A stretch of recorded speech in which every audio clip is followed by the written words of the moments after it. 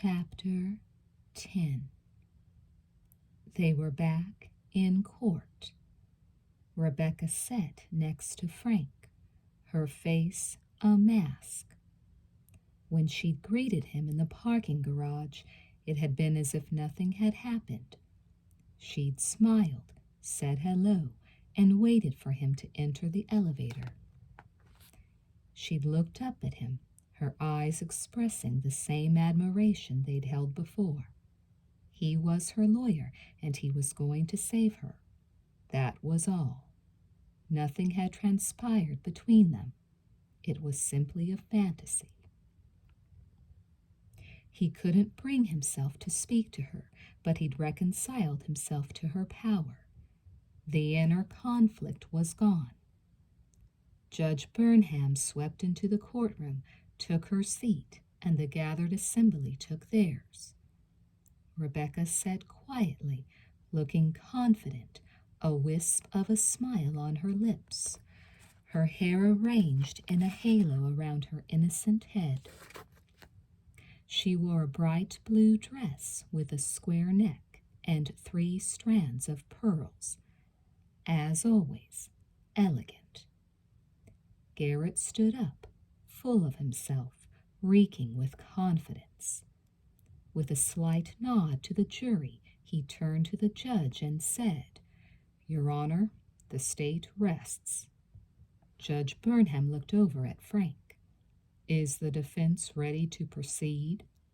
Frank rose to his feet. "We are, Your Honor. May we approach?" The judge beckoned. With Garrett standing beside him, Frank made the obligatory motion asking for a dismissal of all charges. He knew his motion wouldn't be granted, but to fail to make the motion was a dereliction of duty. Judge Burnham, as expected, refused to grant the motion, then told both lawyers to step back. As soon as Frank reached his table, she said, "Mr. Delaney, call your first witness." Frank nodded. "Your Honor, the defense calls Dr. Raymond Wong to the stand." Dr. Wong was called, took the oath, and settled comfortably in the witness chair. He looked at Rebecca, smiled, and nodded his head in recognition. Rebecca smiled back. Frank led the man through some testimony to establish his credibility, especially that relating to the appellation of doctor, then asked him how long he'd been treating Rebecca. "I've been treating Miss Carlson for over a year." Frank stood near the witness chair, his arms crossed over his chest. "For what condition, Dr. Wong?" "She suffers from painful menstrual cramps." "And how have you been treating her?" "I prescribed Chinese peony root." Frank turned and saw the puzzlement in Garrett's eyes. Good. The bastard was in for a shock. Addressing his witness again, Frank asked, "What does Chinese peony root look like, Dr. Wong?" "It's a white powder." The spectators, allowed back in the courtroom this day, mumbled softly. Frank stole another look at Garrett. Nothing there, but his plain-faced assistant was making furious notes, a pained expression on her face. "How is this powder packaged?" Frank asked. "It comes in a small bottle." "A vial?" "Yes." "How do you instruct your patients to take it?" Dr. Wong glanced at Rebecca again. "It's inhaled and absorbed by the mucous membranes." Frank paused a moment, letting this information sink in, then said, "Thank you, doctor." He turned to Garrett, a thin smile on his lips. "Your witness." But Garrett wasn't looking at Frank. His head was down as he studied some notes. "No questions," he said flatly. Judge Burnham turned to Dr. Wong and said, "Step down, doctor. You're excused." Then to Frank, "Next witness, counselor?" "Yes, Your Honor. the defense wishes to recall Joanne Broslow. But before we do, may I approach the bench?" "Approach." He couldn't help himself. He threw the confused Garrett a smile that would have melted a glacier in seconds. The jurors caught the exchange. Together, the two men stood in front of Judge Burnham. Frank said, "Your Honor, the defense wishes to present an exhibit that requires a ruling. I would like to ask that this evidence be viewed in chambers." "Very well. I'd also like to request that my associate be present. This may take some explanation." The judge's eyebrows shot up. Garrett said, "What about my assistant?" "Why not?" Frank said casually. The judge turned to the jury and said, "I'll be seeing both counsel in chambers, along with their associates. Court is not in recess, so everyone just stay put." She stood up and swept toward her chambers. Frank, Gabe, Garrett, and his assistant all followed. The spectators, unaware of what was happening, started buzzing, speculating. In chambers, Frank asked for and received permission to play the Marsh tape. Garrett seemed perplexed, but raised no objection. As the tape played, Frank watched everyone's faces. It was difficult not to look smug. The judge's face was expressionless, even when Joanne appeared on the screen. Not Garrett. When he realized it was Joanne, his eyes bugged out of his head and his mouth fell open. He came part way out of his chair, a study in agony, his cheeks flushed, his forehead pinched in consternation. His case was tumbling down around his ears. Joanne Broslow, the professional, the caring, prissy secretary, was cavorting naked in front of his very eyes. She'd been making it with Marsh as well. If this was murder, she had motive, opportunity, and probably the means. It was simply devastating. Garrett sank back in his chair. When the tape ended, Frank shut off the machine and looked at the judge. She was quick and to the point. "I'll allow it," she said. They all trooped back into the courtroom. Rebecca smiled at Frank, knowing from the look on his face that whatever had gone on was in her favor. Garrett was trying hard to suppress his bitter disappointment, but it wasn't working. The gaze of the jurors, not privy to these secret goings-on, fell on Frank, then Garrett, then Frank again. The room was charged with anticipation. In a loud, clear voice, Frank said, "The defense wishes to recall Joanne Broslow to the stand." Joanne's name was called, and she walked to the witness stand from her seat at the back of the room. Again, there was a soft buzz of conversation. One look from the judge, and it died down. "You're still under oath," the judge said to Joanne as she took her place. "Yes, Your Honor." Frank gave Joanne a little smile. She was wearing makeup for the first time, at least so one would notice, and her dress was a little less conservative. All in all, she looked much different from the first time she'd appeared on the stand. "Miss Broslow," Frank asked, "how much did you stand to inherit before Mr. Marsh modified his will in Rebecca's favor?" Joanne's gaze dropped to her hands. $250,000, and according to his final will, $10,000, which is still a large amount, and I'm grateful to him for remembering me at all. Frank could hardly keep from laughing. She was lying through her teeth. "After all your years of service," he said softly, "it doesn't seem like a lot. I'm not greedy." The smile on Frank's face was gone. Now he wore another expression, the look a boxer has when he's about to deliver a knockout punch. They call it the killer instinct. "No," he said sarcastically. "You're a saint." He cut you out of his will. He dumped you for a younger woman. Joanne, her face pale, said, "You're trying to make it sound like—" Frank didn't let her finish. "And you can still find kind things to say about the man," he bellowed.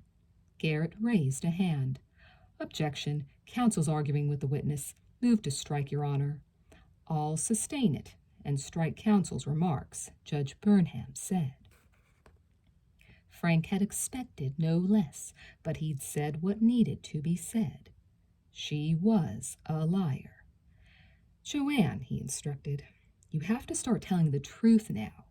Weren't you, in fact, a very personal friend of Andrew Marsh?" "What does that mean?" she asked, her hands trembling slightly. Frank's eyebrows arched. "Weren't you, in fact, lovers?" "No!" she shouted.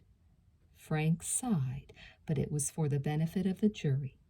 He wanted to appear sympathetic in their eyes, a man destroying a person's testimony only because that person was lying. Just doing his job, and with some reluctance at that.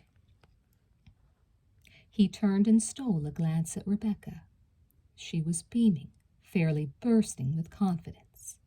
Her enemy, a vicious woman bent on destroying her for selfish reasons, was about to be found out. To Joanne, Frank said, "Do I have to enter into evidence the videotape Andrew made of you that indicates how very close you were?" Joanne looked as if she'd been struck. "Oh, God," she blurted. Frank waited. Joanne struggled to compose herself, then said, "We dated." Frank nodded. "Until he met Rebecca?" She hesitated, then said, "Yes." Frank nodded again, looked at the floor for a moment, then asked in a soft voice, "Did you still love him?" "Of course I did." "Didn't you think it was cruel of him to confide in you about Rebecca after he'd broken up with you?" Garrett leaped up. "Objection. The testimony has no relevance to the issues in this trial." "I'll withdraw the question," Frank said. He took a step forward. "Were you hurt?" he asked Joanne. "Same objection," Garrett bellowed. "Lack of relevance." Frank was beginning to get steamed. Garrett had seen the tape in chambers. He knew what was coming, what the real truth was, and he was trying to obfuscate it. A bullshit move. Frank moved toward the judge's bench. "Your Honor, this is a hostile witness. I'm trying to establish the depth of that hostility inasmuch as it may have colored her observations." Objection overruled. Garrett was so upset his tongue started clucking involuntarily. The judge heard it and hissed, "Don't cluck at me, Mr. Garrett. This isn't a henhouse." At the defense table, Rebecca was sitting with her hands in her lap, looking strangely demure. In an effort to avoid her adoring stare, Frank looked at the gallery, trying to gauge their reaction to what had just been heard. It was then that he spotted Sharon, several rows back, watching him. A shiver went down his spine. He avoided her eyes. Frank turned back to face Joanne, but his train of thought had been derailed. Seeing Sharon had brought back a flood of emotions, the strongest of which was guilt. He just stood there, saying nothing.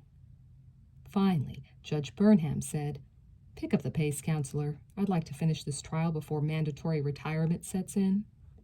Rebecca, aware of Frank's moods, turned around and stared into the gallery. She immediately spotted the source of his discomfort and smiled sweetly at Sharon. Sharon glared back at her. Frank fought hard to collect himself. He said, "Joanne, were you wounded by Andrew Marsh's intimate confessions to you about the woman who replaced you in his affections?" Tears started running down the woman's cheeks. "What do you think? I was crushed, but I knew it wasn't going to last. And you expected Andrew to come back to you when it was over. Men don't marry women like that." Frank gave her a look. "Didn't he tell you he'd asked Rebecca to marry him?" She used her hands to wipe at the tears and succeeded only in making a complete mess of her makeup. Now she looked grotesque. She turned him down, she said. She already had everything she wanted from him. But you didn't, Frank said. Objection, Garrett cried. Counsel's putting the witness on trial. She should be, Frank yelled. Joanne protested. I loved him. I would never have hurt him. Frank was leaning toward her, his jaw thrust out, his arms held stiffly at his sides. Then he waved an arm as he said, Even if he asked? That's enough, Mr. Delaney, the judge said. An objection has been made, and I am sustaining that objection. Strike Mr. Delaney's question. The judge leaned forward. Was that your entire bag of tricks, counselor, or do you have another line of questioning with which to proceed? I do, Your Honor. Then I suggest you get to it. Yes, Your Honor. Frank addressed Joanne. You testified that you ran personal errands for Andrew Marsh. She was fighting to hold back the tears. Yes. The judge leaned toward Joanne and asked, Do you need to take a break, Miss Broslow? Joanne shook her head. Thank you. Rebecca glowed. Clearly she relished what she was seeing. The collapse of the holier-than-thou Joanne Broslow, drug user, sexpot, hypocrite. Such as going to the drugstore for him? Frank asked. Yes. Buying nasal spray for him because he had a cold? Her eyes widened. She knew where Frank was heading, and it scared her. Frank turned away, took a file from Gabe, then stood in front of her again. You signed a house charge for the nasal spray on April 8th, the date of Andrew Marsh's death, he said. Her mouth was opening and closing, but no words would come out. Frank bored in. I'd like to introduce the receipt from Montclair Pharmacy as exhibit. He had to stop and look at his notes. H. That was the bottle used to kill him. There was no other nasal spray found in the house. Isn't it true that you put in the cocaine? No, she shouted. Because you were jealous? Because he cut you out of the will? Because you have... Garrett was on his feet, screaming objection, but Frank kept at it. Because you have a cocaine habit to feed? Judge Burnham was yelling at Frank. You're out of line, counselor. Objection sustained. Joanne, shattered, looked up at the judge and in a small voice said, I don't want to answer any more questions without a lawyer. Frank turned away from her. He wanted to see Sharon's reaction. He was showing that Rebecca wasn't the killer after all, that he hadn't been made a fool. He wanted to see the look on Sharon's face. He was to be disappointed. Her seat was now occupied by someone else. Permission to approach, Frank said. Judge Burnham waved the two lawyers forward. In view of the testimony of the last witness, Frank said, I'd like to renew my motion for dismissal of all charges, Your Honor. It's clear that the witness had motive and opportunity to murder Andrew Marsh, so much so that reasonable doubt as it relates to my client has been firmly established. The judge looked at Garrett. Not so, Your Honor, the assistant DA said. There's no evidence to suggest that Joanne Broslow is responsible for this crime. The nasal spray, Frank hissed. She bought the... Judge Burnham cut them both off with one word. Quiet, she bellowed. Then, sotto voce, she said, I'm not about to bring these proceedings to a halt at this late date. I'll let the jury decide on all the evidence. Let's cut this short. Forget the motion, Frank. I'd like it on the record, Your Honor. She glared at him. Very well. Step back. The attorneys returned to their tables. Rebecca leaned forward and whispered, You're doing a wonderful job, Frank. He ignored her. He made his motion in front of the jury for the record. It was immediately denied. As we have again reached the 4 o'clock hour, the judge said, court is adjourned until tomorrow morning. She slammed her gavel and left the room. Frank leaned back in his chair, exhausted but feeling pretty good. He'd expected his motion to be denied. That didn't alter the fact that reasonable doubt was building fast. Maybe not in his own mind or that of the jurors, but he'd established some reasonable doubt in the purely legal sense. Enough to pave the way for a possible appellate court reversal should the jury bring in a conviction. That was part of his job. Rebecca was right. He was doing a wonderful job.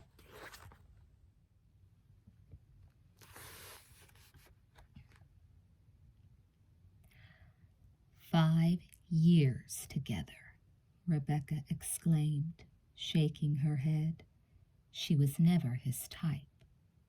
Frank and Rebecca were in the elevator that took them to the parking garage.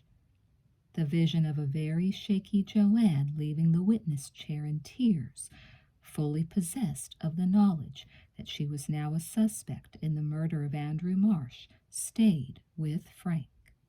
He felt a little sorry for Joanne. But the vision fled when they got off the elevator and entered the garage. Frank noticed that the smashed lighting fixture had been fixed.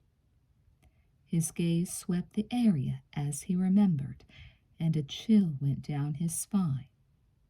His temporary elation vanished as remorse cloaked him in a blanket of gloom. "You sound jealous," he said to Rebecca. Rebecca gave him a sharp look. "She killed him. She set me up to take the fall, and she almost got away with it. I don't feel sorry for her." Frank tore his gaze away from the cars parked against the wall, pushing the disturbing vision of himself and Rebecca out of his consciousness. Visions. His mind was full of them, whether he was awake or asleep. There was no escape. Again, he felt disoriented and adrift. Frowning, he turned to Rebecca. "You know what bothers me? Why would she charge a $3 nose spray that could be traced back to her if she planned to kill him with it?" "Let Bob figure that out," Rebecca said. "Maybe it was a crime of opportunity," Frank continued. "Maybe she's just stupid." Rebecca stopped walking and looked up at him. "You mean maybe I did it?" "Maybe you did," he said, matter-of-factly. She was getting angry. "If the evidence hasn't convinced you, how the hell is it supposed to convince a jury? Do you ever look at their faces? They can't wait to convict me." "All they need is reasonable doubt," he said. "I know how their minds work," she said, still whining. "The women hate me. They think I'm a whore. And the men see a cold, heartless bitch they can pay back for every chick that's ever blown them off in a bar." He stared deep into her eyes. "You could have helped change that perception. I almost begged you to dress more conservatively, but you refused. You said they'd have to take you as you were, that you weren't putting on an act for anyone. So don't complain about their perceptions, Rebecca. You helped establish them. Besides, I think you've got an inflated opinion of yourself." Her eyes became cold. She looked at him as if he were a piece of trash. Then she said, "I have to testify." "No." "They're going to convict me if I don't. I need to tell my side." Frank took a deep breath, exhaled, then said, "The only reason I'd ever put a client on the stand is if the case turned into such a disaster there wasn't any choice." Rebecca was insistent. She jabbed a finger at him. "The difference is your clients are usually guilty," she shouted. "You told me that yourself." "No," he corrected, his voice calm and confident. "I said they usually did it, which is different than guilty as charged. Rebecca, I'm simply not going to let you fuck up my case." "Jeff Roston fucked it up," she shouted, her voice reverberating through the garage. "Nothing's perfect," he said calmly. She was beside herself. Hands on her hips, she looked around the garage, then exhaled some air. She took a different approach. The anger quickly dissipated. Now she looked like a misunderstood child. "You owe me a chance to explain," she said softly. Frank took another deep breath, exhaled, then said, "I'm listening."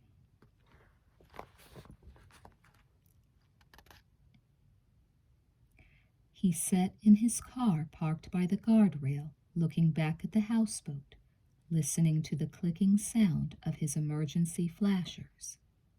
Curtains fluttered in the bedroom window, the soft light of the room beckoning as before.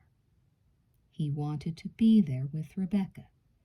God help him, but he did. He knew it. But this time the last vestiges of common sense and reason took hold, and he declined her invitation. The cool, damp air had seeped into his muscles. He felt stiff and sore. He also felt drained, alone, and adrift. He rolled up the window and turned the key in the ignition. And as he drove away, he still felt that strong tug calling him back. He drove to the karate school. He arrived in time to see Sharon leave the school entrance with Michael. His wife had her arm over his son's shoulders and was walking him toward her car. For some reason, Michael turned around and saw Frank parking by the curb. He let out a yelp and came running to his father. Frank was out of the car, his arms outstretched, and Michael flung himself into them. It felt incredibly good to have his son in his arms again. It had only been a couple of days, but he'd missed Michael terribly. The days seemed like years. He held his son for a moment, then took him under the arms and swung him in small circles, much to Michael's delight. Then another hug. Looking over Michael's shoulder, Frank could see Sharon watching them. He gave her a loving look. He'd missed her, too, more than he thought possible. His old life was shattered, gone. Now he was enmeshed in a new life, a frightening, strange world where the woman with whom he was involved controlled him like a puppet on a string. And as much as he despised this new life, he was unable to walk away from it. Michael whispered into his ear, "She misses you." Frank squeezed him one more time, then let him slither back to the ground. Michael gave him a look and then, with the wisdom of Solomon, took off to talk with his friends. Frank hung his head as Sharon drew near. "I'm sorry," he said softly. "I'm so goddamn sorry." "I'm not sure that's good enough," she said evenly. It wasn't nearly good enough, he knew, but what else could he say? Could he confide in her? Tell her what it was like? Tell her about Rebecca's bizarre hold over him? Could he tell her he'd never see Rebecca again? Of course not. He couldn't tell her because he didn't know himself. His will was gone, his very soul now owned by a woman he could never trust completely. All he knew was that he wanted her. How the hell was he supposed to explain that? At the same time, seeing the pain in Sharon's face was like a knife in the heart. He turned away. He saw Michael and Michael's friend Joey, both boys staring at Frank and Sharon. There was no mystery as to what was going through Michael's mind. "At least they're talking," Michael said to Joey. Joey, always the wise guy, replied, "That usually makes it worse." Michael's face hardened. "You're not always right, Joey. Look, they're holding hands." Frank had reached for Sharon's hand. She let him hold it for a moment, then slowly pulled it away. Michael kicked at the ground. "What are you getting mad about?" Joey asked. Michael fought back tears as he said, "They're going to work it out. Don't hold your breath." Michael looked at his friend, said, "Shut up," gave him a shove, then ran back to his parents.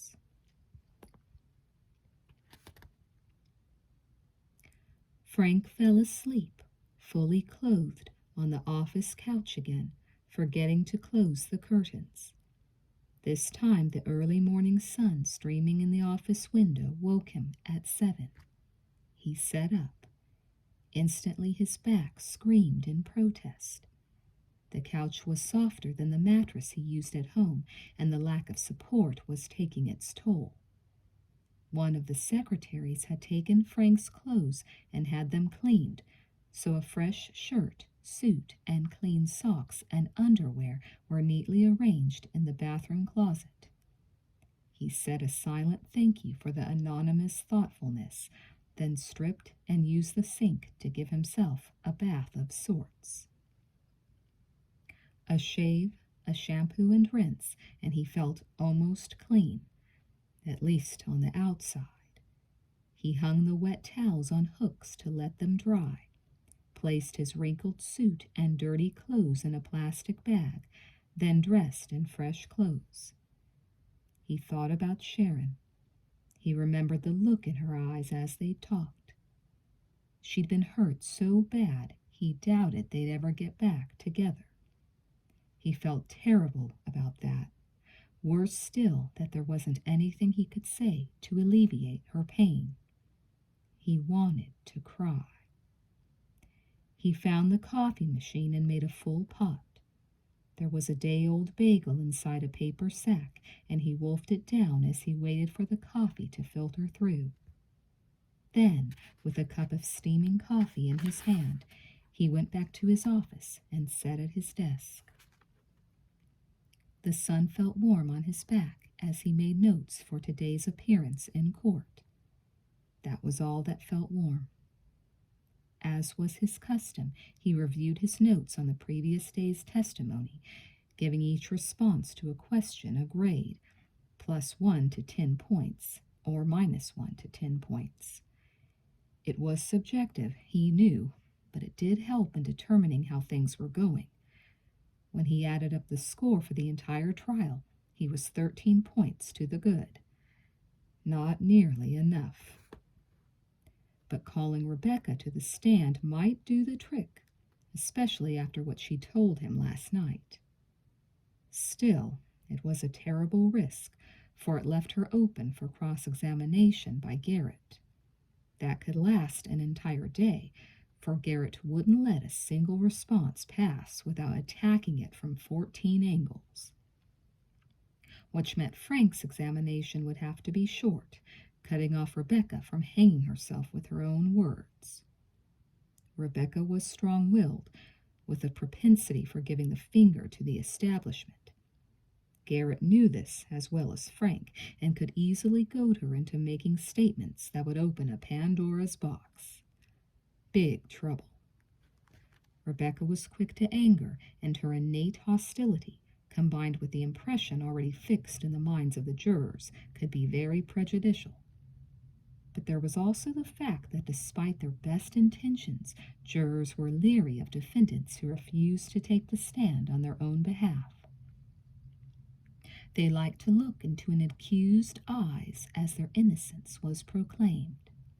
They liked to make up their minds on the basis of eyeballing the defendant under pressure. It was human nature. He looked at his notes again. 13 points to the good. An historically evil number. Screw it. He told her he'd let her testify. He'd keep his word. It was her life. Perhaps there was some justice in having her future depend on her testimony. For that's where they were. It was up to her.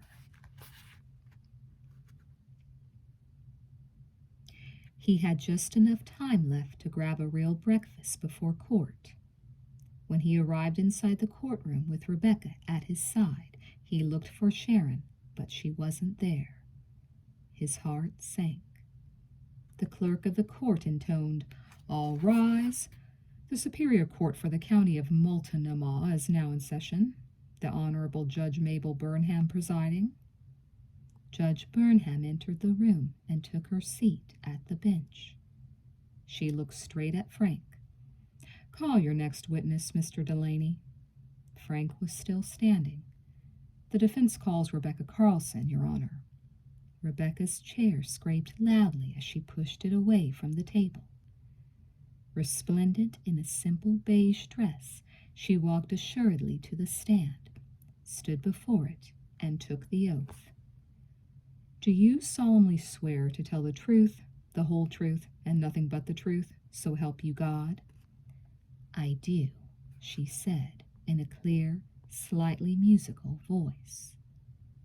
She then sat down, her head held high, her eyes focused on the jury. She smiled at them for a moment, then turned her attention to Frank. The courtroom was as quiet as a tomb. "Rebecca," Frank began, "I'd like to ask you to recount the events as you remember them on the night of April 8th. A flicker of pain in her eyes, a catch of breath, dripping sincerity. Jesus, she was good. "We came back from dinner early," she said. "Andrew still had a cold, and I thought I'd just put him to bed and go home." "But you didn't go home, did you?" She sagged a little. "No," she said. "He wanted to make love, and that made me want to. He was a very physical man." "At 63? She leaned forward, her lips almost touching the microphone. "He walked 5 miles a day," she said softly. "Even in the rain. That's how he caught his cold. He wasn't a weak old man." "Would you say you loved him?" "Very much," she said emotionally. "Then why didn't you want to marry him?" These were tough questions, he knew. He'd warned Rebecca that they would be accusatory. That way her answers would blunt Garrett's cross-examination. If Frank beat up his own client while she was on the stand, Garrett would appear as a brute, and the pendulum of sympathy would swing toward Rebecca. "I didn't marry him because his marriages never lasted," she said, almost choking back a sob. Then she added, "I wanted to last." Frank let that sink in, then said, "Rebecca, you heard the forensic testimony about the use of handcuffs." Her eyes were downcast, embarrassed. "Yes." "What were they doing in the house?" As Frank asked the question, he looked at Garrett. The man appeared to be mystified, for Frank seemed to be doing his job for him. "Andrew bought them for Valentine's Day," she said, her voice timorous. "For you to use on him while you made love?" "Yes," she said softly. "Andrew liked that. He was always in charge, in his life, in his work. In bed, he liked to have somebody else in charge. It was a little game." The spectators started laughing, some poking their friends in the ribs. They were enjoying this testimony immensely, having a great time. Judge Burnham would have none of it. She cracked her gavel down and said, "Watch yourselves, or I'll clear the courtroom again." They quieted down immediately. No one wanted to miss Rebecca's testimony. "Rebecca, did Andrew indicate he was having any problems at all, like shortness of breath, while you were making love that night?" She shook her head slowly. "He was fine," she said. Then, looking wistful, she added, "He was happy." "When you finished making love, what did you do?" "I kissed him good night, and I went home. He was asleep when I left. When did you find out he was dead? Rebecca shuddered. She dabbed at her eyes with a white handkerchief, took a deep breath, then said, Not until the next day. I felt like part of me had died. Frank let that sink in as well. And when did you find out you were the beneficiary of Andrew's will? When you told me. Frank looked at a still perplexed Garrett, then turned back to Rebecca and said, No further questions, Rebecca. Your witness. But he stood there, not moving, still staring at her, suddenly afraid for her, terrified that Garrett would tear her apart. He wanted to protect her, save her from what might be coming. The judge's angry words snapped him out of it. Go sit down, Mr. Delaney. Frank's head jerked up. He looked at the judge, then turned and took his seat.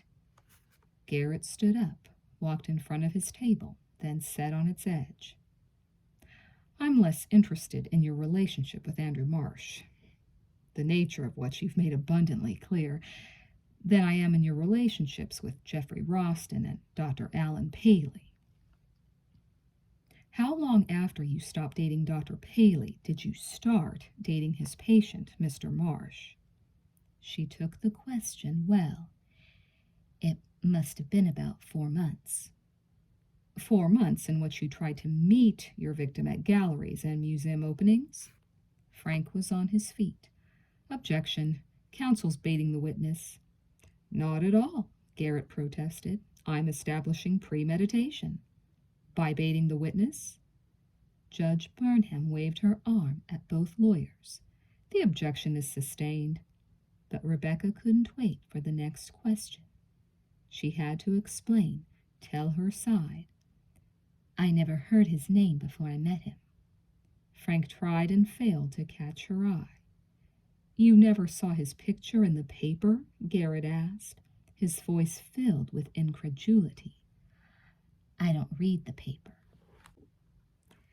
Is it your sworn testimony that by coincidence alone you happened to date both Andrew Marsh, who died from a combination of sex and drugs, and the doctor who treated him for drug poisoning? Rebecca gave him a slow smile. Jesus. Frank realized that this was just another game with her. It wasn't that she wanted to tell her side at all. She wanted to play. The power games. Sex was one. Having her life on the line was another. It was all about control. Rebecca believed she could control anyone, including an experienced prosecutor with a sharp mind. She wanted to live on the edge, constantly. Portland's a small city, she said. I even dated a man who dated a woman you dated, like the old song. Garrett flushed with sudden anger. I don't know it, he said, his voice almost a snarl. He saw her for what she was, and he didn't much like what he saw. He resented her snotty answers, her superior attitude, and her cavalier approach to convention. Most of all, he resented her attempt to thwart justice. She'd done Marsh in all right. He knew it. But she was a clever bitch, manipulative and imaginative. Poor bastard Frank already looked like he didn't know his ass from page 4. His client had obviously turned his brain into pabulum, probably fucked him senseless. She wasn't going to make Robert Garrett look like a fool, not here in front of an assembly of reporters unlike any in Portland history. No way. Garrett raised a palm to the judge, who nodded. Judge Burnham leaned toward Rebecca and said, Do you think you're capable of just answering the questions put to you without all the chatter? Terrific, Frank thought. First he'd beaten up his client, then Garrett had gone after her. Now the judge was taking a few swings. Rebecca looked anything but sympathetic. She looked combative and arrogant. The jury was seeing her in a bad light, and when she spoke back to the judge by saying, "I'm on trial for murder, Your Honor. I'm trying to explain myself," Frank almost groaned aloud. Frank looked at the jurors. He didn't like what he saw. Perhaps the judge noticed the same thing. Rather than admonish Rebecca, she let the remark pass and motioned to Garrett. "Go ahead, Mr. Garrett." Garrett nodded, took a moment, then asked, "The night of Mr. Marsh's death, were you watching a pornographic videotape you'd made of yourselves?" "Objection as to characterization," Frank said, raising his arm. Garrett didn't wait for the ruling. He rephrased, "An explicit videotape." A small smile played over Rebecca's lips. "Andrew used to say, 'Why watch strangers when you can watch friends?'" One of the jurors laughed out loud, then quickly recovered. The judge glared at the jury box, then gestured to Garrett, who picked up a videotape box from his table and held it aloft. "If you'd finished having sex and Mr. Marsh was asleep, as you've testified, then why was the VCR still on when the police arrived?" "I forgot to turn it off before I left." "Because Andrew Marsh was already dead, and you were in a hurry to make your exit?" "Objection," Frank bellowed. "Argumentative isn't the word for counsel's approach to cross." "Sustained." Garrett threw a hostile glance at Frank, then asked, "Miss Carlson, in your worldly travels, have you encountered cocaine?" "Yes." "You know how to obtain it, don't you?" "I've never tried to," she answered. "Answer the question," he ordered, his face flushed with anger. Rebecca's eyes flashed with fury. "I don't know how to obtain it in Portland, no." "Every high school kid knows how," Garrett said derisively. He was arguing with Rebecca again, barely able to contain his outrage. Frank objected, but before Judge Burnham could rule, Garrett almost screamed, "And you don't?" "Asked and answered," Frank said. Rebecca sat there, smoldering. The judge waved a hand at Garrett. "Move along, Mr. Garrett. You've made your point." Frank was on his feet. "Your Honor, for the record, I'd like a ruling on my objection." The judge glared at him. "For the record, your motion is sustained."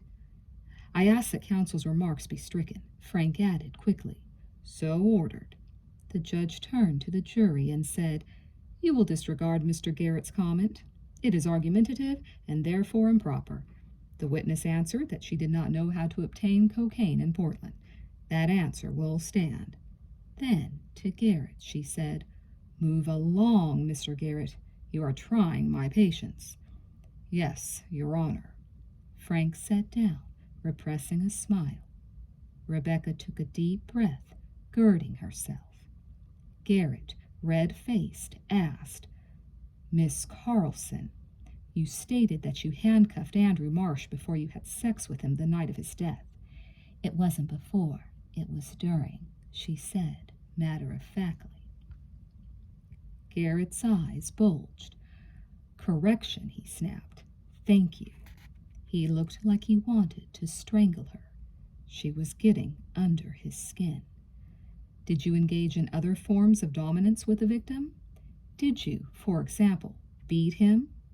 Frank didn't bother to rise to make his objection. "The specifics of the relationship between the victim and the defendant have no bearing on the charges against her," he stated. Garrett responded, "The state has an obvious interest in a pattern of abuse that ended with the death of the victim." Judge Burnham turned to Rebecca and said, "Answer the question, Miss Carlson. Succinctly, please."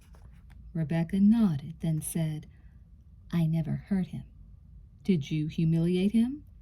"No, I didn't humiliate him. He picked the games." "Isn't that what husbands who beat their wives say?" He was being argumentative again, and Frank objected without rising.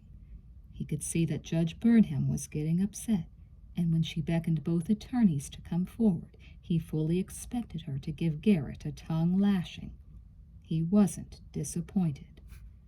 As they both stood in front of the bench, she glared at Garrett and said, "I didn't impanel the jury for a course in sex education. If your cross-examination of the defendant consists of the entire Masters and Johnson's Index, cut it short."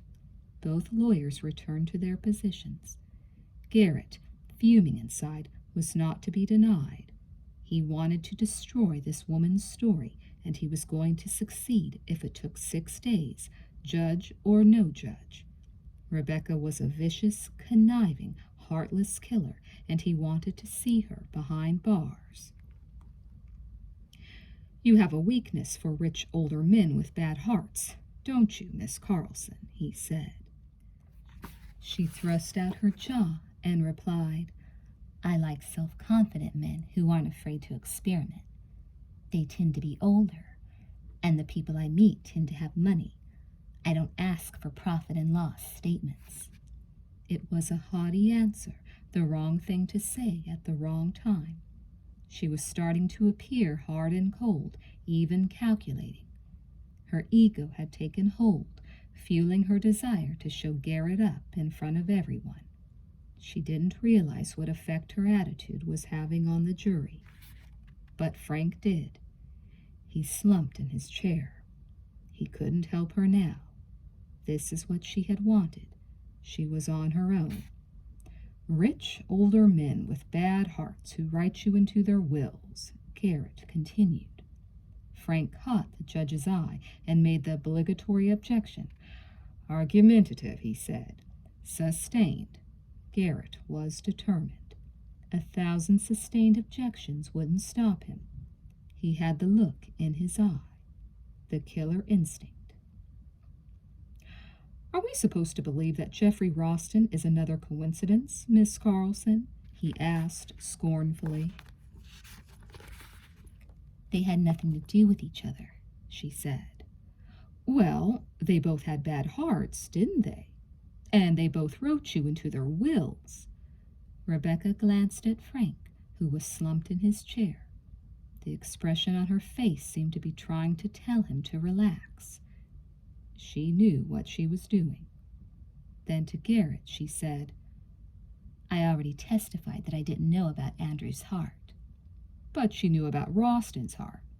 "Yes." "And when you couldn't induce a heart attack before he had surgery to repair it, you bailed out. He wasn't any good to you. Isn't that right?" Rebecca hesitated.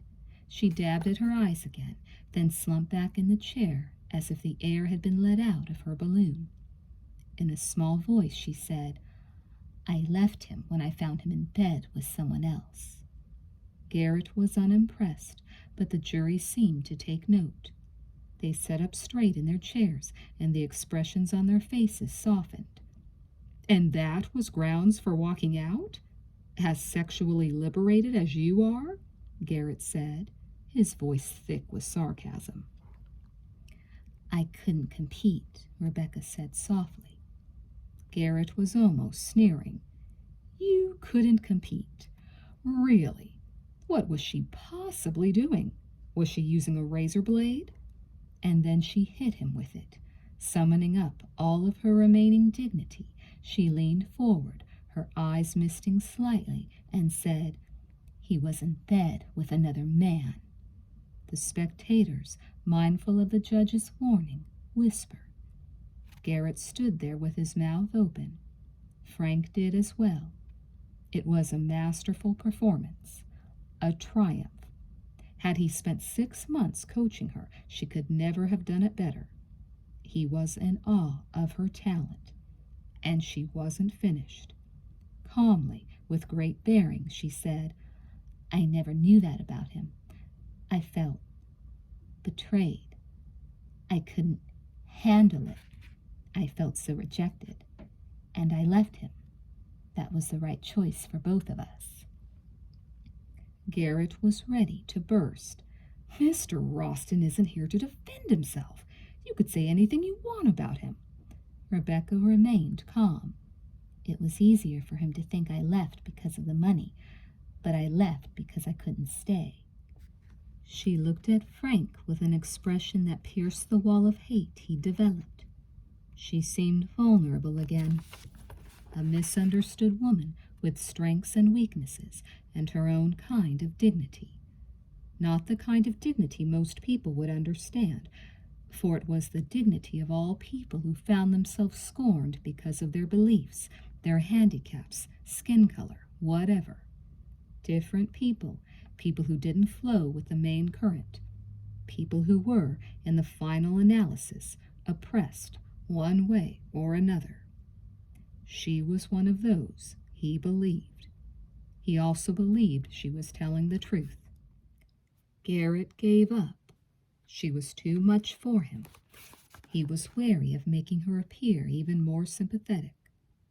No more questions, he said, his body sagging, the fight gone from him. Redirect, Mr. Delaney? Frank stood up. There was no way he could improve on this turn of events. He smiled at Rebecca and said, Your Honor, the defense rests. Very well, the judge said. We'll hear closing arguments tomorrow. She banged her gavel. The herd of reporters stampeded to the phones and uplinks. The room erupted in sound.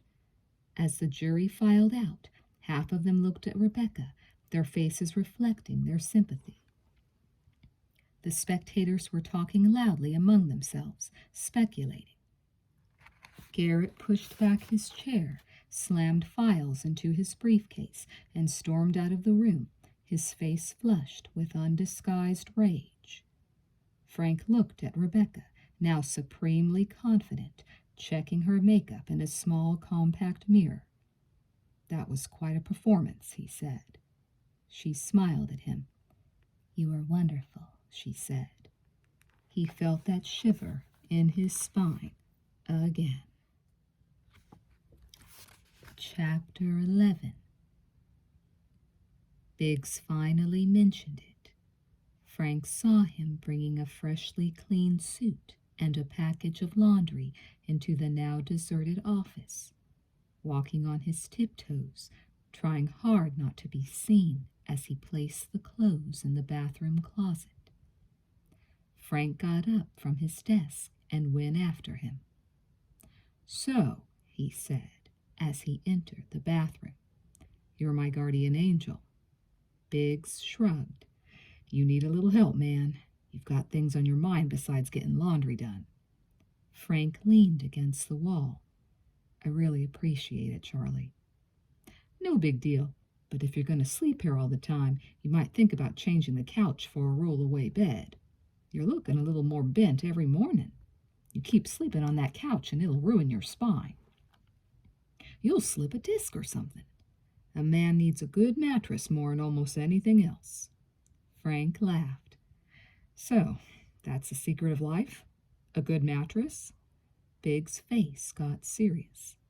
That and the love of a good woman, he said. A man without at least one of those is in a load of trouble. Frank's face fell. Biggs was embarrassed. Hey, I'm sorry, man. It's none of my business. Frank shrugged. It's not exactly the world's best-kept secret. True enough. You had dinner yet? No. Care to join me? The big teeth gleamed. They ate at Digger Odell's in the historic Barber Block area.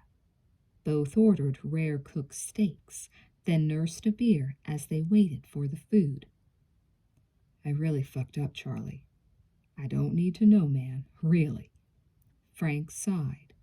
I'm talking to you because I know it'll never go further, unless it makes you uncomfortable. Biggs said nothing. It does, doesn't it? The investigator lowered his gaze and said, I already know what happened. It's what I do, man. Frank's eyebrows rose. You saw us? Charlie laughed. I didn't mean it that way. I saw nothing. It's just that it's written all over your face. Okay, I can dig it. The woman is something else, and there's no use trying to deny it. And you aren't the kind of man who can keep a secret from your wife for long. It just isn't your style. So I figure Sharon found out and threw your ass out on the street." He leaned forward. "But hear this. Don't you be giving up, man.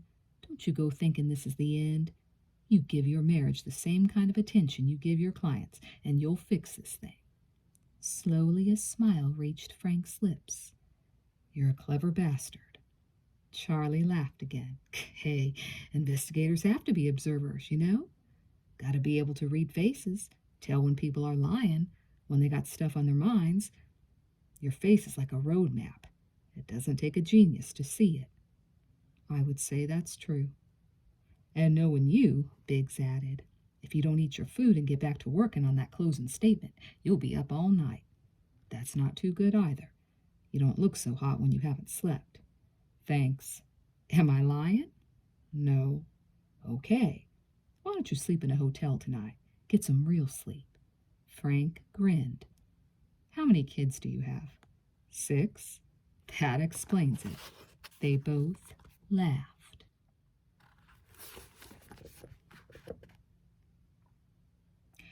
Frank took the advice, and in the morning he felt refreshed. He took his first real shower in days, shampooed and blow-dried his hair, and brushed his teeth until they gleamed. His blue pinstripe suit was cleaned and pressed, and a new white shirt purchased by Biggs fit perfectly. With the red power tie firmly in place and his shoes freshly polished, Frank was ready for court. While he felt confident about the case, the guilt gnawed at him constantly, fighting for his attention. The tremor in his hand was constant now, and he found himself sticking the hand in his pocket so no one would notice it. Unrelenting stress always took a physical as well as mental toll. His eyes were more pinched than normal, and slight pouches had formed beneath them. He seemed to have aged 5 years in a matter of days, a result of the interminable conflict raging within him. His self-esteem as a lawyer was still high, but as a man he felt near worthless, and when he was alone he could see it reflected in his expression. He made a pledge to himself to be vigilant. The jury must never see him like this. When he sat next to Rebecca at the defense table, it was with a different attitude. While he'd always contended that she was innocent, at least to others, he now firmly believed it, and his entire demeanor reflected this heartfelt belief. Whatever had gone on between them was personal. It had nothing to do with this trial. He owed her his complete dedication, and he was determined to pay that debt. Rebecca looked frightened, and Frank's heart went out to her. While she was still dressed strikingly, her hair and makeup perfect, her eyes expressed the same fear and uncertainty they'd shown when he bailed her out of jail 5 months ago.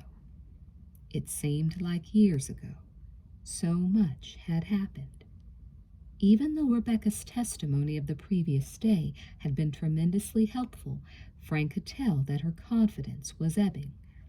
She'd played the game to the hilt, seemingly enjoying every minute. But now it appeared she was unsure if she'd won. With closing arguments, the last item on the agenda, the case would be in the hands of the jury. They would determine her fate. He could almost see the wheels turning in her head. Had they believed her? Did they think she was a whore? Worse yet, did they think she had killed Andrew Marsh? That was the only important question. Frank touched her hand. "We'll win this, Rebecca," he said softly. She put on a brave smile. "I have confidence in you, Frank." Behind them, the spectators chattered, edgy, awaiting the call to order. Reporters were already making furious notes, and there was the sound of people nervously sitting in their seats, tapping their feet or drumming their fingers. And always talking. The buzz of their incessant conversation echoed in the room. Finally, the clerk of the court rose to his feet and intoned, "All rise." The chatter stopped, replaced by the sound of rustling clothes and scraping of chairs as everyone stood.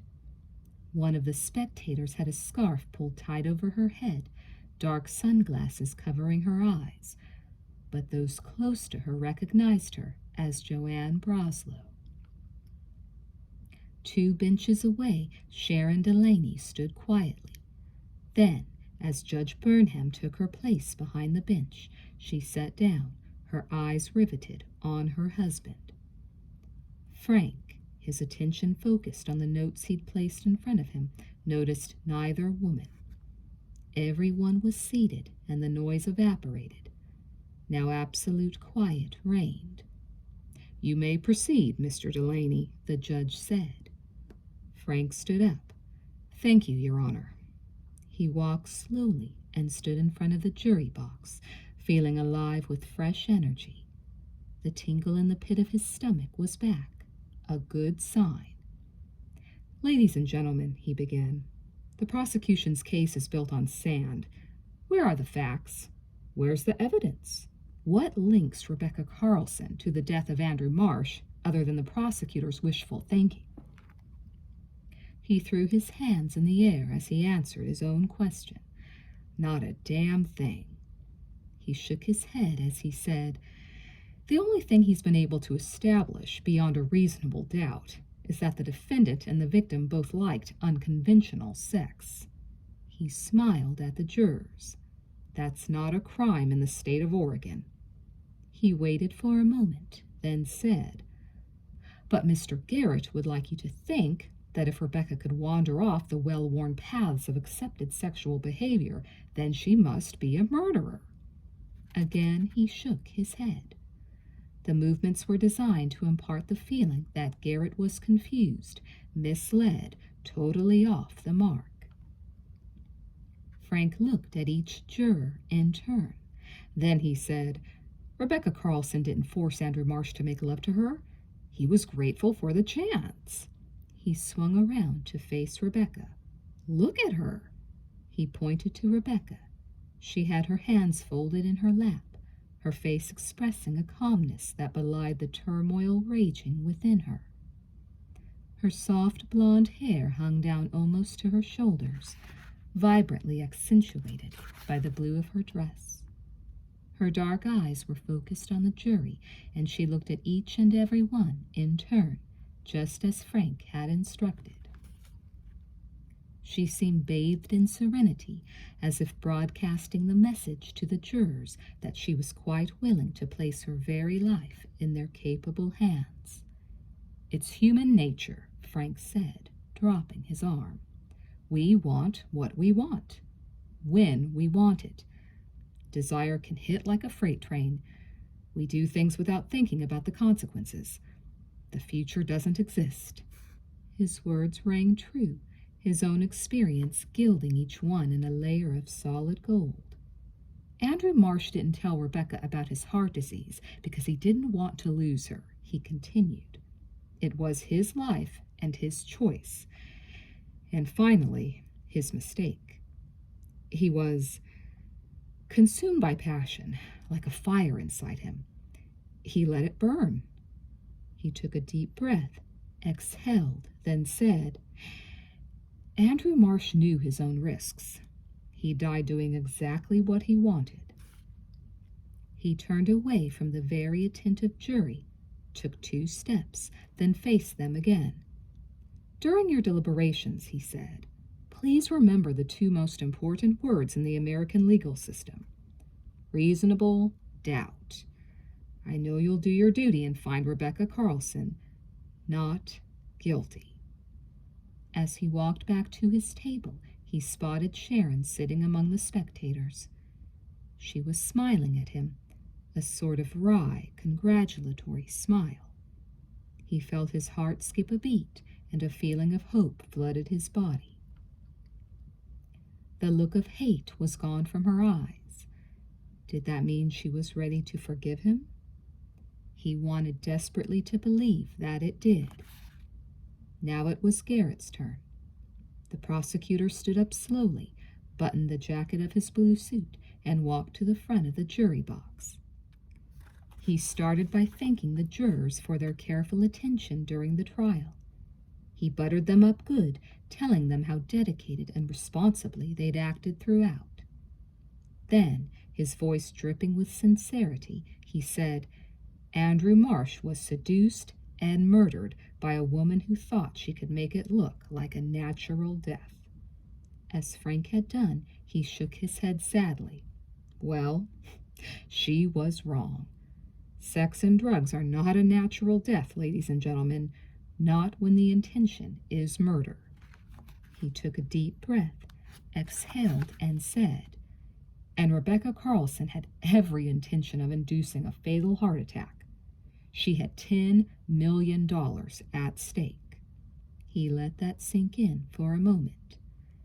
Then, his voice rising in intensity and volume, he said, she knew Andrew Marsh had a hypersensitivity to cocaine.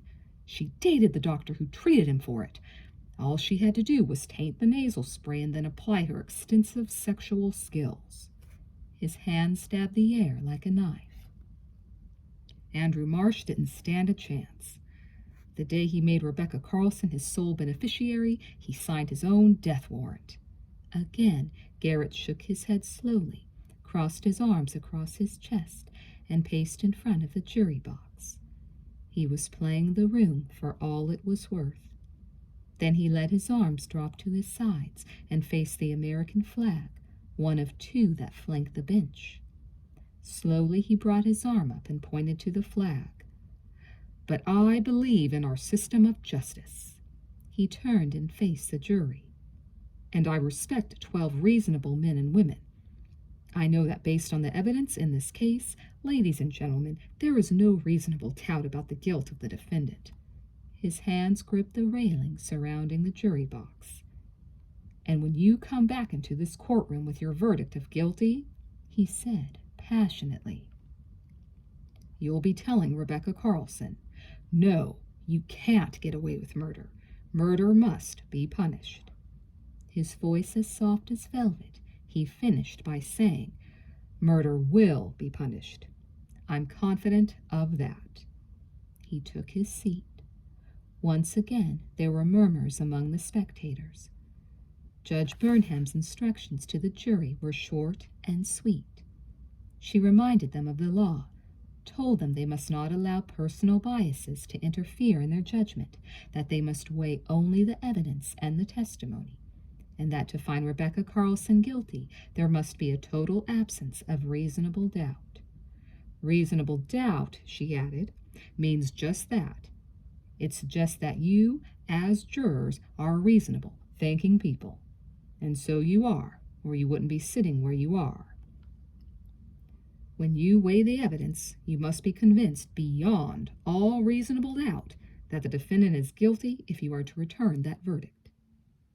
If, on the other hand, you find reasonable doubt, you must find the defendant not guilty. Then, after some short additional comments, she sent them away to consider a verdict. With a bang of the gavel, she left the rest of the room to wait and wonder. The babble of voices resumed, but no one left the courtroom. Frank felt Rebecca's hand on his. What do we do now? She asked. We wait. Here? Absolutely. At least for the first couple of hours. It usually takes them a while to figure out how they're going to handle the voting. If we don't hear after a couple of hours, we can go to an interview room or my office, if you prefer. We have to be no further than 10 minutes away. How long do you think it will take them to decide about me? Frank shrugged. It's impossible to say. It could be as little as an hour or as long as days. We might even get a hung jury. Her eyes were imploring. And he made a face. Then we get to repeat this entire trial. Rebecca sighed in exasperation. You saw their faces. You were right up close to them. What do you think? Frank smiled weakly. I gave up trying to read minds a long time ago. You'll just have to hang in, Rebecca. You're not much comfort, she said sharply. Then, I have to pee.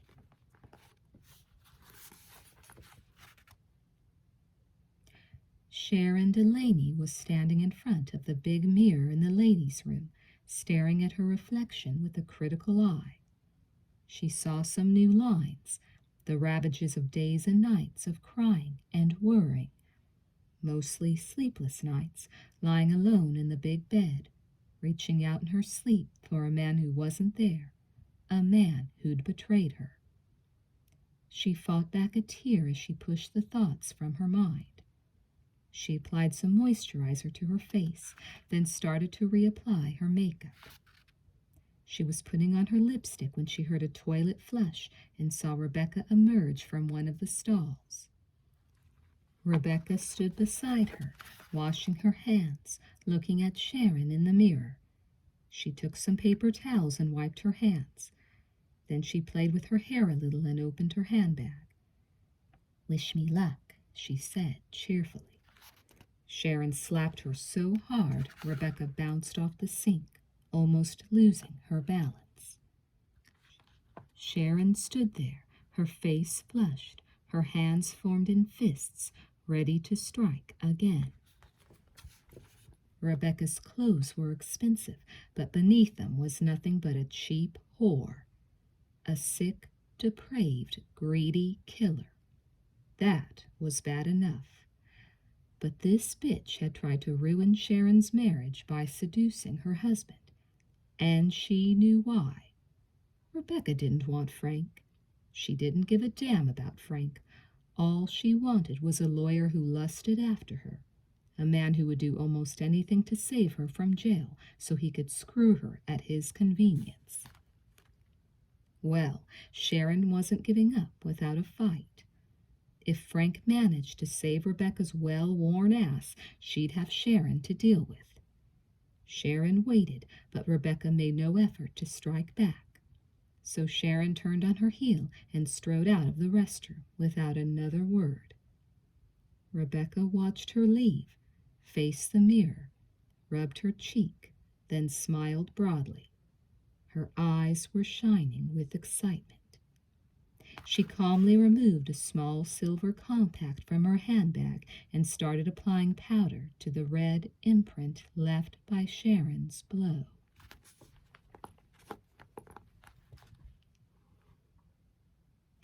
The jury took just 3 hours to reach a verdict. When the word went out, everyone poured back into the courtroom where the main participants remained. Garrett, his assistant, Frank, Gabe, and Rebecca. Garrett and Frank exchanged glances. Garrett wore a smile, but Frank was impassive. He knew Garrett was just as unsure, that the smile was for the benefit of the women in the room. Garrett always played to the women. Rebecca's eyes were wide with fear. She gripped Frank's arm. He wanted to pull away, but didn't. She was still his client, and this was the moment of truth. They watched as the jury filed silently back into the box. Frank noticed 3 men and 1 woman looking at Rebecca, a good sign. But there were 8 jurors who avoided looking at her, a bad sign. None of them smiled, another bad sign. And they'd been quick, too quick for a hung jury. The tingle in his stomach became a dull ache. The judge was addressing them. "Ladies and gentlemen of the jury, in the case of the People versus Rebecca Carlson, do you have a verdict?" The foreman rose to his feet. "We do, Your Honor." He passed the verdict slip to the bailiff, who carried it to Judge Burnham. She read it without expression, then gave it back. The bailiff then took it to the clerk of the court. Rebecca was about to jump out of her skin. Gabe patted her on the hand, and she threw him a look of gratitude. Frank rubbed a temple. He could hardly bear the tension. "The jury," the clerk intoned, "finds the defendant not guilty." The gallery exploded in shouts, some praising the verdict, others expressing disgust. Reporters started to make a mad dash for telephones, but the banging gavel stopped them. "Quiet!" Judge Burnham shouted. Frank felt the tension drain from his body, leaving him slightly dizzy. Behind him, Gabe hugged Rebecca. The judge, expressionless, said, "The court thanks the jury. The defendant is released from bond, is free to go, and this court is adjourned." A smash of her gavel and the rush of activity resumed. Joanne Broslow walked stiffly out of the courtroom, jostled by some of the ruder reporters in a hurry. It was over. Frank sat down, feeling slightly faint, his head swimming with emotion. He'd done it. He'd saved her. He rubbed his eyes. Then, as he remembered, he got shakily to his feet, his eyes looking to the departing spectators. "I told you," Rebecca called to Frank. He didn't respond. He was searching for Sharon. He saw her by the door, looking back at him, waiting for him. His heart leaped. He started to walk away. Rebecca pulled at his sleeve, caught up to him, then whispered in his ear, "Thanks, Frank. You almost convinced me." It was as if the earth had stopped spinning on its axis. Everything stopped. Sounds, movements, his heart. Total isolation. His entire being was focused on a pair of eyes, the eyes of a cunning woman who belonged in hell. He was speechless. He knew he wasn't breathing. The woman from hell was grinning at him like the Cheshire Cat. Then she turned and sauntered down the aisle, threw Sharon a glance, and walked out of the room to the waiting forest of cameras and microphones. He stood there, waiting for the earth to start moving again. Jesus, she'd done it. She'd killed the poor bastard, taken on the system, and beaten it, giving a performance worthy of the greatest actor in the world. And she'd done it her way, thumbing her nose at convention, at society, at everyone, including Frank. He felt dirty and ashamed. He felt duped. He felt stupid and worthless. Slowly air entered his lungs, sounds assaulted his eardrums, and smells tickled his nostrils. His senses were returning. All of them, especially the sense of shame. He walked slowly down the aisle toward Sharon. Behind him, Gabe was almost skipping with happiness. Biggs held the associate back as Frank neared Sharon. Frank took his wife's arm, and together they left the courtroom. In the corridor, Rebecca was holding the assembled press in adoration. She was surrounded, but loving it this time. No more ducking the press. Now she was reveling in her victory, standing tall and straight, her chest thrust out, her head high, her eyes sparkling with excitement. She was tossing off one-liners like a stand-up comic, and they were laughing, lapping it all up like thirsty, long-lost nomads. She was a star, basking in the bright glow of notoriety, but she saw it as celebrity. Frank and Sharon walked past her, ignoring her. They were unnoticed. Frank took Sharon's hand in his. Their fingers laced. "I didn't think you were going to be here," he said softly, his eyes beseeching. "I've never missed a closing argument," she answered.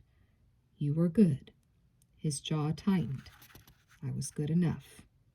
As they waited for the elevator, he bent over, took her in his arms, and kissed her.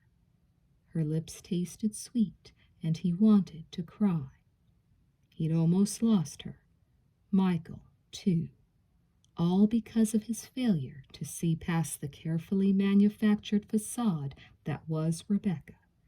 But she'd seen through his facade and exploited it to the fullest. He'd left his brains behind, letting his penis do his thinking. He'd succumbed to the oldest trick in the book, been ready to throw away everything he really wanted for a few moments of illicit pleasure with a woman who didn't care if he lived or died. The woman now in his arms cared. cared deeply, always had. Now she was giving him a second chance. He didn't deserve it, but he was grateful. Reluctantly, Sharon pulled away from his embrace and looked into his eyes, searching. "She's watching," she said. "That's her problem," Frank replied sincerely. The elevator arrived, and Frank put her aboard. "I'll see you later at the coffee house," he said. "I have to sign some papers, get the bond returned. You know, legal stuff. I'll get there as soon as I can. I love you." Still not sure of herself, Sharon looked troubled, but before she could respond, the elevator doors closed in her face. Frank looked back at Rebecca. She was staring at him, that look of twisted admiration in her eyes. He turned away. She was poison, absolutely toxic, and he was allergic to her. He had to stay away from her no matter what. He knew that now.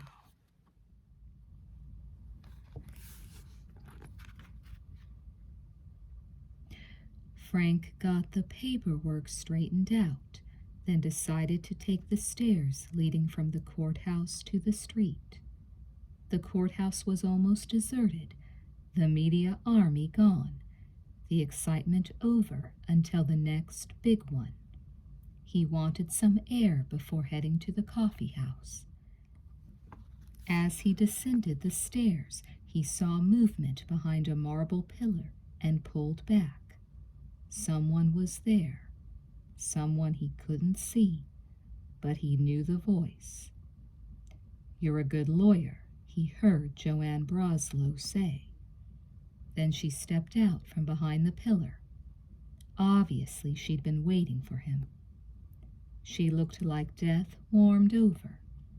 Her skin was ghostly pale, her eyes red from crying, her makeup smeared, her hair disheveled, even her clothes seemed askew. She was also having trouble breathing. "You know how to sell the biggest lies," she said bitterly. "And now they're going to hang it on me. I'm the only suspect." He held up a hand to stop her, but she continued talking. "She knew you'd see the tape," she said heatedly. "She knew you'd find out I do coke. I was perfect for her. That's why she used coke to kill him. Don't you see? She was setting me up." He knew she spoke the truth. Rebecca had fooled a lot of people, but she hadn't fooled Joanne. "Joanne," he said, trying to calm her down. She would have none of it. She was closer now.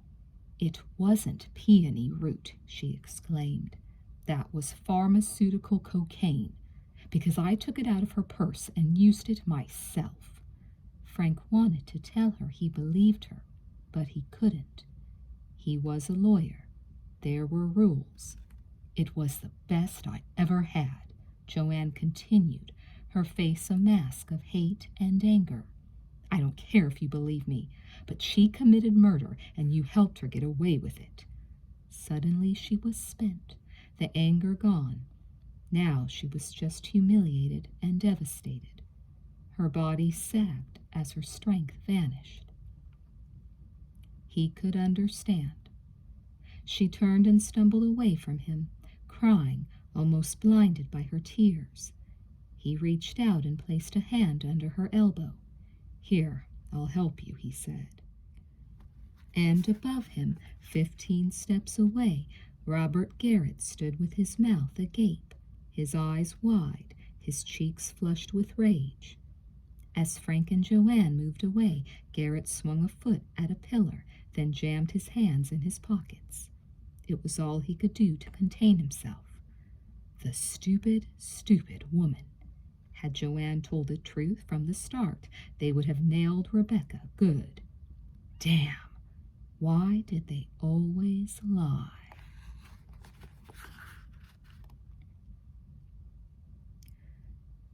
The sun was just setting when Frank arrived at the dock. He parked the car by the guardrail and stepped into the cool evening air.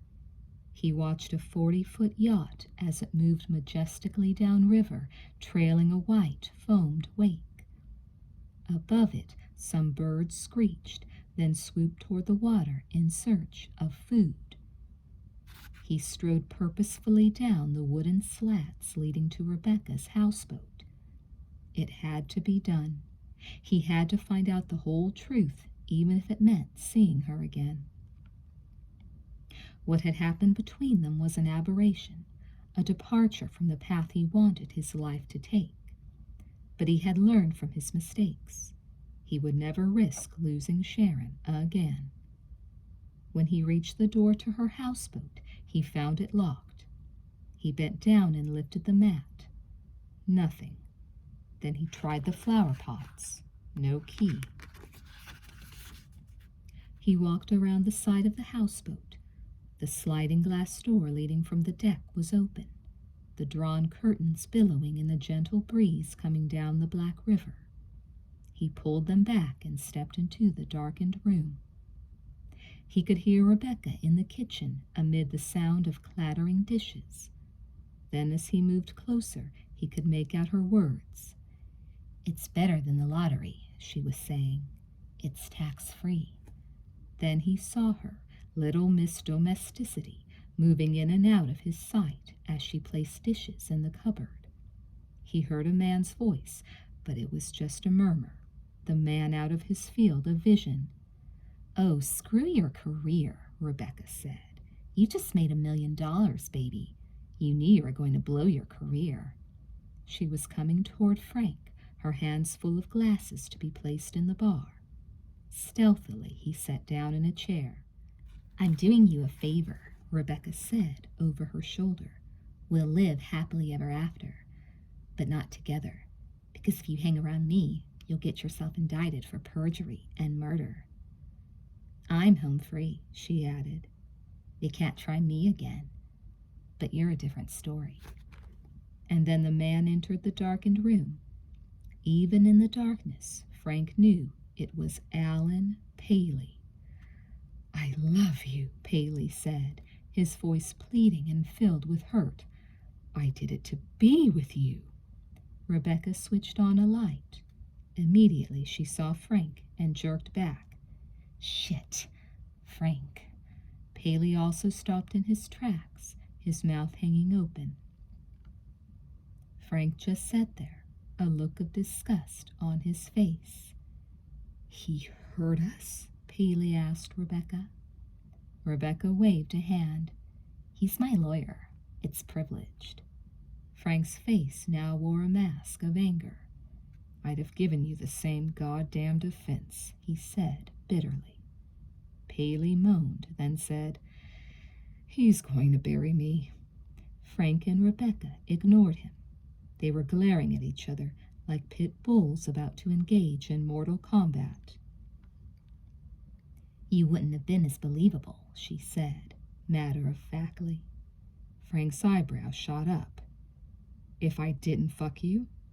She shrugged. "It works." Paley looked aghast. He stared at Frank and then at Rebecca, the dawn of comprehension tugging at the corners of his eyes. "What?" he mumbled.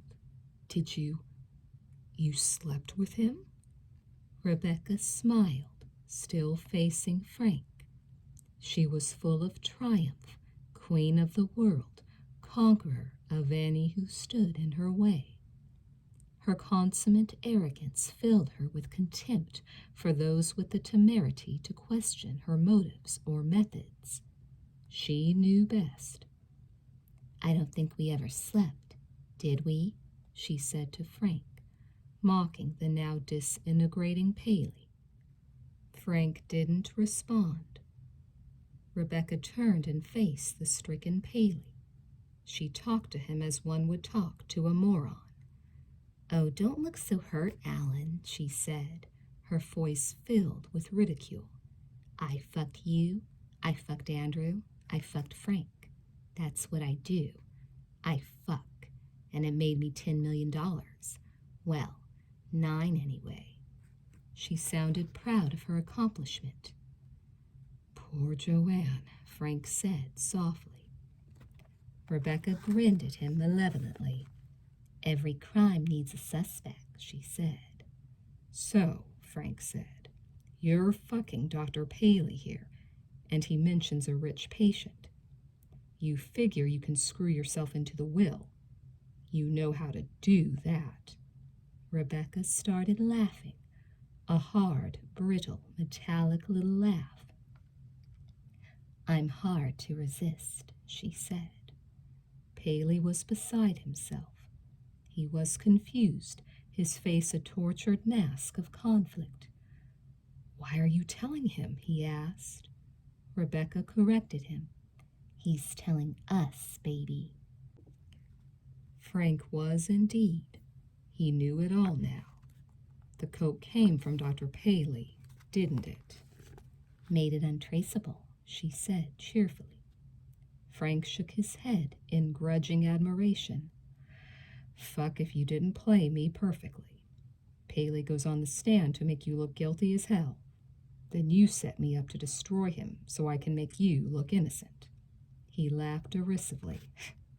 Sort of a reverse character witness. You're a real genius. She was through playing games for the moment. Now she just wanted Frank out of her house. I can't say that about you, she hissed. I always thought the message on the answering machine was a little over the top, but you even bought that. So they'd even faked that, Frank thought. Clever. Again, he shook his head. He had to hand it to her. What are you doing here, Frank? Rebecca asked. Ambulance chasing? You looking for a new client? Talk to Alan. He thinks he's in trouble. It was too much for Paley. He looked like a switch had gone off in his head. Suddenly it was all clear to him. All the sex, all the attention had been nothing more than part of her master plan. A way for her to get rich. She'd been focused on her wants from the beginning, and Paley was just another piece of the puzzle to be moved about as Rebecca saw fit. He was nothing to her. Frank was nothing to her. Even Marsh had been nothing to her. She was incapable of love, more a machine, a greedy, scheming machine without a soul. And Paley had been stupid enough to have fallen in love with her, fallen in love with a designing, heartless, soulless fucking machine. You don't give a shit about me, Paley wailed, his eyes almost bugging out of his head. She put her hands on her hips and gave Paley a look of pure contempt. You're right, she said harshly. I've already forgotten about you. Paley's bugged-out eyes seemed to spin in his head. The humiliation was utterly unbearable.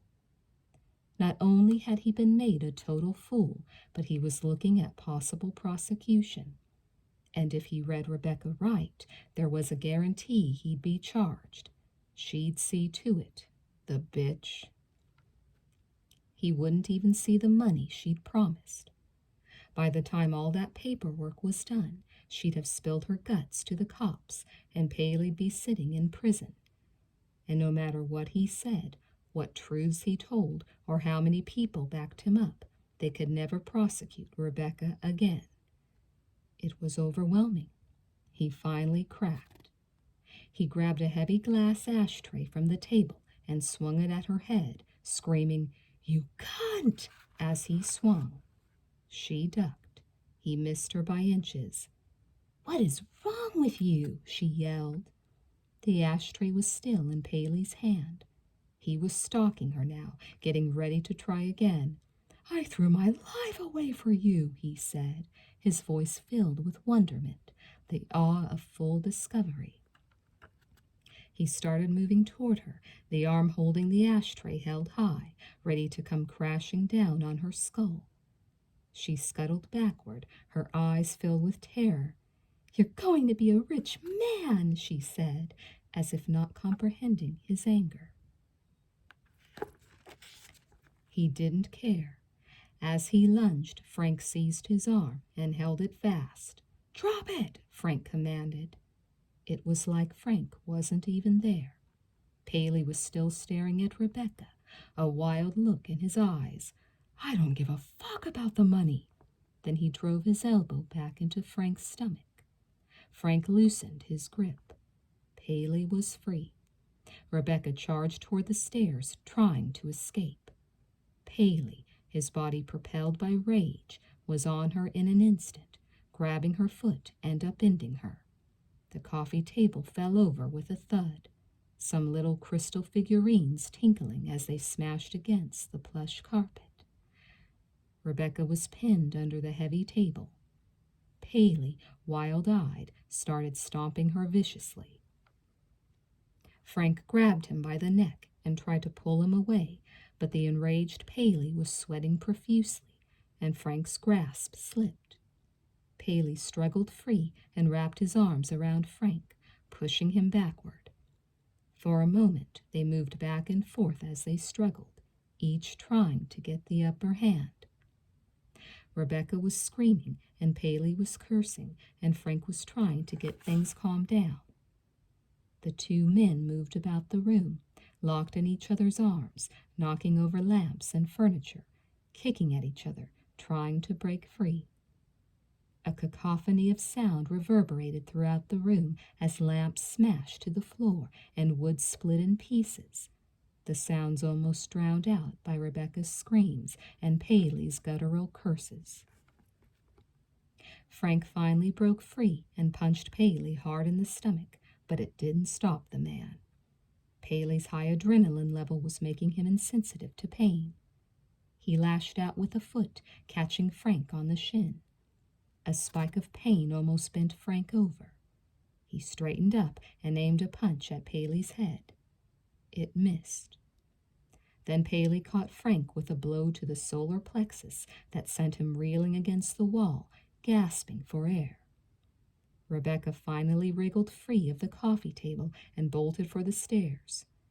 Paley saw her, lost his interest in Frank, and dived toward Rebecca, trying to grab her leg, but he missed. She scooted up the stairs like a squirrel, Paley hot on her trail. Frank's mind was spinning. Jesus, he should have resisted the impulse to have one last confrontation with Rebecca.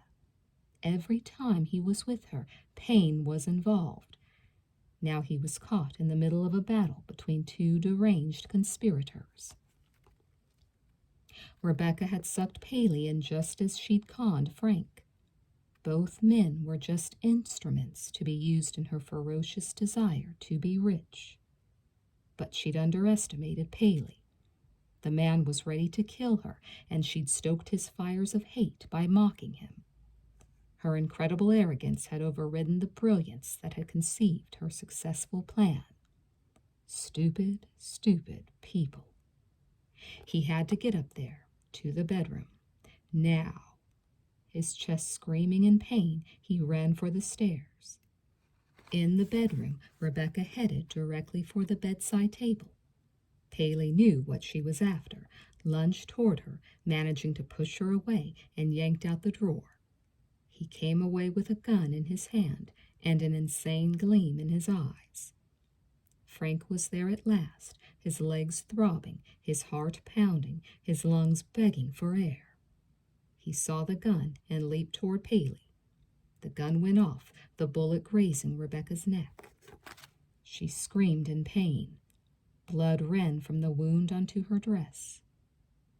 Frank now had Paley's gun arm in his grip, but Paley, consumed with rage, was as strong as a mule. The gun went off again, shattering an aquarium. Shards of glass, multicolored fish, and 30 gallons of water spilled onto the floor, making it as slippery as ice. Paley wrenched his arm from Frank's grasp. His eyes jerking crazily, he brought the gun up. Frank lunged at him, sending him spinning across the floor. Paley's feet slipped on the wet carpet, and he sailed down the stairs, head over heels, coming to a crashing heap at the bottom. Frank, his entire body a mass of pain, peered down at the unmoving Paley. The gun was nowhere in sight. Frank turned away, gasping for air. His arm ached unmercifully, and an eye was throbbing. There were various cuts on his face that stung like bee stings. His chest hurt and his stomach heaved. He wanted to puke. He took another look at Paley. The man looked unconscious. Frank turned back to look at Rebecca. Dazed, she was struggling to get to her feet. "Are you all right?" he asked. "I think so," she said in a hoarse voice, "but you look like hell." "I'll live," he said. "Come on, I'll help you." He lifted her to her feet. She looked into his eyes and said, "Get me out of here, Frank." Her voice sounded weak. He wanted to tell her what he'd come to tell her, but it was pointless. She'd never change. She'd never listen to him. She'd do what she wanted to do whenever she wanted to do it. That was the real Rebecca. A killer, yes. A manipulative bitch, yes. Evil, certainly. Perhaps the embodiment of all that was evil. But he couldn't leave her there and let Paley kill her. That wouldn't solve Frank's terrible dilemma. "Okay," he said softly. She was on her feet and starting to move when another shot rang out, the sound of it deafening. This one struck her square in the chest, sending her staggering backward, hitting the window, shattering it. Frank turned instinctively. He saw Paley at the top of the stairs, his gun hand coming down slowly. Jesus. Frank turned back to Rebecca. The window had shattered completely, and she was falling backward, almost as if in slow motion. He reached for her outstretched hand and missed. Just as it had in the courtroom, when Rebecca told Frank she had killed Andrew Marsh, the world stopped spinning. It was quiet and peaceful, and Rebecca was slowly floating out the window backward, her arms and legs extended, her blonde hair floating in the breeze, the dark stain between her breasts growing rapidly. She was looking at him, not in fear, but in peace, as if she knew it was over. There was almost a smile on her lips, as if she understood this was the way it had to end, and her eyes stayed locked on his all the way down. And then her body hit the river with a loud splash and sank out of sight. The body floated back to the top a few seconds later, the eyes still open, lifeless now, the gentle ripples of water lapping at her open mouth, the water turning red where it touched her chest. Frank turned back to Paley, sitting on the bed.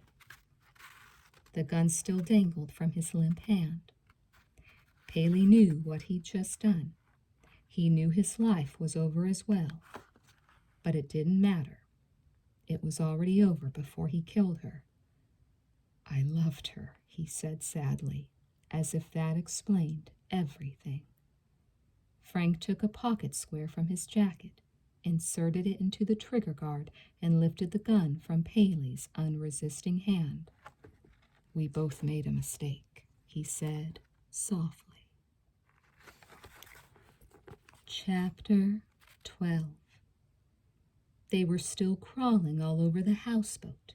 Cops, crime scene technicians, divers with scuba gear, just as they had all night. On the other side of the yellow ribbons on the dock stood reporters, TV crews, more cops, the ME's van, and the simply curious. The curious. The people who stood gawking at the aftermath of a terrible traffic accident, or a fire, or a street killing. They stood and looked for no apparent reason, staring at the blood and smashed bone and wrecked flesh, shaking their heads in dismay and mumbling to each other. They were always there, and Frank never ceased to wonder why. He was sitting on the deck of Rebecca's houseboat, his entire body aching from the terrible struggle with Paley, his face bandaged and swollen, one eye almost closed, an arm in a sling, the shot the paramedics had given him just starting to wear off. He was oblivious to the light rain falling, wetting his hair, dampening the shoulders of his jacket. Garrett sat on another chair across from him, not caring about the rain either, looking off into the night, then shaking his head. "You could have waited, you know." Frank grunted. "No, I wanted to give them the statement now, while it was still fresh." "Do you believe in karma, Frank?" he asked. "No." The dampness finally started to get to him. Frank stood up on wobbly legs. They hurt. Jesus, everything hurt. His body was swimming in pain. "I'm going home," he said wearily. "It's been a hell of a long night." Garrett stood up and moved out of the rain. "You're entitled. Thanks." About that karma, whatever you call it, people usually get what they deserve. Except for lawyers. Frank gave him a look, then nodded. "Usually, but not always." The two courtroom adversaries watched as the bag containing Rebecca's body was carried outside and placed on a waiting gurney. "You should have won the case, Bob," Frank said softly. Garrett shrugged. "I did," he said. The gurney's wheels clattered noisily as the ME's people moved it beyond the yellow ribbon and down the dock. Frank limped slowly after it, pain shooting up from his ankle to his hip. As he climbed the stairs to the street, Frank looked up and saw a familiar figure walking toward him. Sharon looked so vulnerable in the early morning light. He winced at the thought of the pain he had caused her. He held out his good arm to her and held her close, wishing he could erase the past few months. "Are you all right?" she asked, her eyes filled with concern. "I'll be okay," he said, brushing his lips against the top of her forehead. "I'm so glad you called," she said. "Me too." They took a few steps, then Frank noticed the sun starting to peek over the horizon. He stopped. "What's the matter?" Sharon asked. "Nothing. It's a new day." He looked into her eyes. "Sharon, I'm so sorry. I realize how much I hurt you. I can't explain. I really can't. I just beg you to forgive me." She placed her fingers on his lips to silence him. "It's like you said, Frank. It's a new day." He put his arm around her shoulder. Together they walked toward his car.